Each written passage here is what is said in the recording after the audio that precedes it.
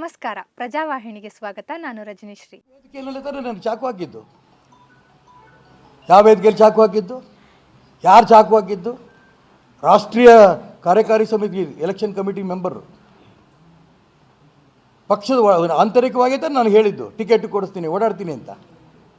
ನಾನು ಹಂಗೇ ಮಾಡಬೇಕಿತ್ತಾ? ನಾನು ಅದಕ್ಕೋಸ್ಕರ ಹೇಳಿದ್ದು, ನೋವಿನಿಂದ ಇರುತ್ತೆ ರಾಜ್ಯದ ಪಕ್ಷವನ್ನು ಕಟ್ಟಿರೋಂಥ ಅನೇಕರಿದ್ದಾರೆ. ಅವರೆಲ್ಲರ ಪರವಾಗಿ ನಾನು ಹೋರಾಟ ಮಾಡ್ತೀನಿ. 2 ತಿಂಗಳಲ್ಲಿ ಗೆಲ್ತೀನಿ, ಮತ್ತು ಅವರೇ ಬೇಡ ಅಂತ ನಾನು ಕರ್ಕೋತಾರೆ ಬಿ ಜೆ ಪಿಗೆ.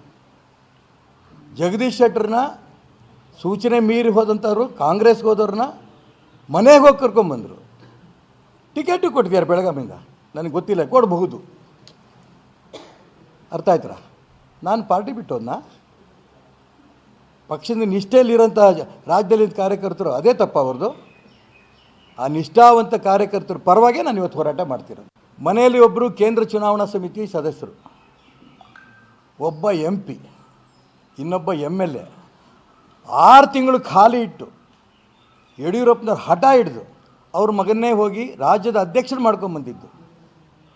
ಇದೆಲ್ಲವೂ ಸೇರಿದೆ. ಇದು ಕುಟುಂಬದ ರಾಜಕಾರಣದ ಬಗ್ಗೆ. ಲೇಟೆಸ್ಟ್ ಅಪ್ಡೇಟ್ಸ್ಗಳಿಗಾಗಿ ಈ ಕೂಡಲೇ ಪ್ರಜಾವಾಹಿನಿ ಚಾನೆಲ್ನ ಸಬ್ಸ್ಕ್ರೈಬ್ ಮಾಡಿ ಹಾಗೂ ಬೆಲ್ ಬಟನ್ನ ಕ್ಲಿಕ್ ಮಾಡಿ. ನಿರಂತರ ಸುದ್ದಿಗಾಗಿ ಇನ್ಸ್ಟಾಗ್ರಾಮ್, ಫೇಸ್ಬುಕ್, ಟ್ವಿಟರ್ನಲ್ಲಿ ಪ್ರಜಾವಾಹಿನಿ ಚಾನೆಲ್ನ ಫಾಲೋ ಮಾಡಿ.